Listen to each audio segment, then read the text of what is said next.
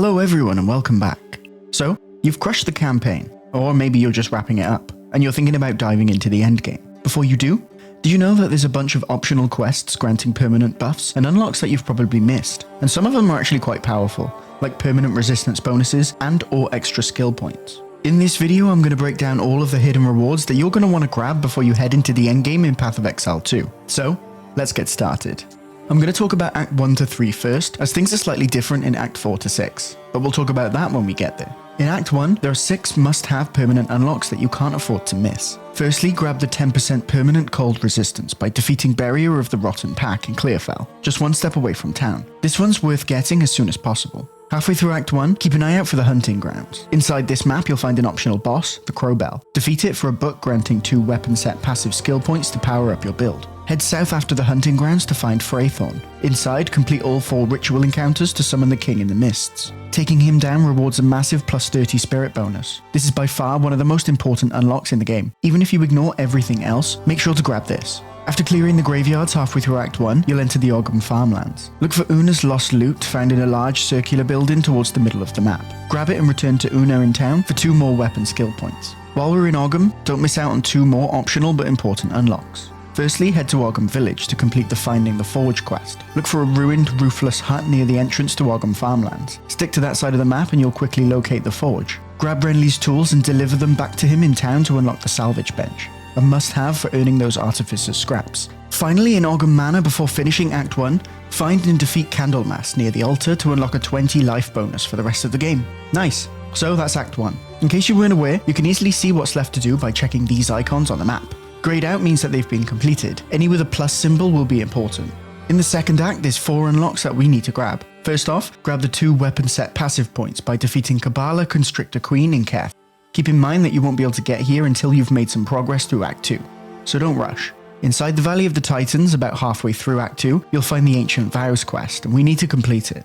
This requires you to find 2 relics from maps inside Act 2, either from the Bone Pits or from Keth. Just kill a bunch of enemies in these maps and you'll find them in no time. Take one or both of these relics to a secret location in the Valley of the Titans to be offered a choice between either 30% increased charm charges or 15% increased mana recovery from flasks. You can only have one of these at a time, but you're free to change them whenever you like. Near the end of Act 2, find the final letter from a corpse in Deshar. Bring it to Shambrin in Act 2 town to complete the Traditions Toll quest. This will unlock another 2 weapon set passive points. Finally, in the Spires of Deshar near the end of Act 2, you'll find the Sisters of Garrokan right in the middle of the map. Interact with the shrine to unlock a permanent 10% bonus to lightning resistance. And that's Act 2. In Act 3 there's 6 unlocks that we'll need to grab. First, find and defeat the mighty Silver Fist, found inside the jungle ruins, 1 hop away from town. Doing this will reward you with another 2 weapon set passive points. While you're here, find the Venom Crypts located adjacent to the jungle ruins. Inside, find the Den of the Serpent Priestess and search the corpse on the ground. This will unlock a vial of venom that you can deliver to Servi at base to unlock a choice. 25% increased stun threshold, 30% increased ailment threshold, or 25% increased mana regen rate. Next to the infested barrens you'll find the Azak Bog, and in here we're looking for Ignagduk the Bog Witch, usually found in the middle of the area. Before killing her, look for the Flameskin ritual and complete it by lighting all of the effigies in the area, and this will unlock a temporary 25% fire resistance. That'll make fighting the stupid motorbike witch a lot easier. Ruin her day for another permanent 30 to spirit. Inside Jakani's Machinarium, find Blackjaw the Remnant. Kill him to unlock a 10% boost to fire resistance. Next, we need to complete the Treasure of Utsul quest, inside the Molten Vault, located on the outskirts of the Drowned City. Hover around the edges until you find it. Inside the Molten Vault, navigate all the way to the end and activate the lever to summon Mektul the Forge Master. Defeat him and bring his hammer to base to unlock the Reforging Bench for the rest of the game. And finally, complete the Blood Sacrifice quest to unlock 2 more passive weapon set points. To do this, find the Sacrificial Heart inside Agarat. Bring it to the Sacrificial Dagger found in the same map, stab the heart and Bob's your uncle. So, there we have it, all of the unlocks in Act 1 to 3, but there's a few more.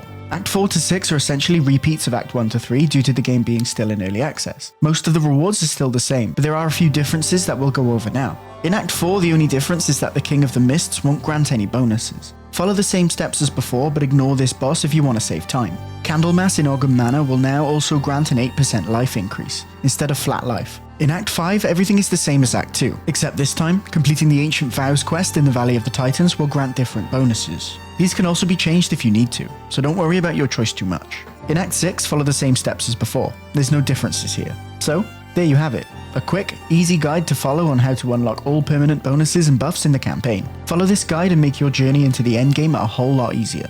If you enjoyed this guide, drop me a like or sub to the channel for more content like this, and leave me a comment down below letting me know what you want to see covered next. And, as always, have a great day.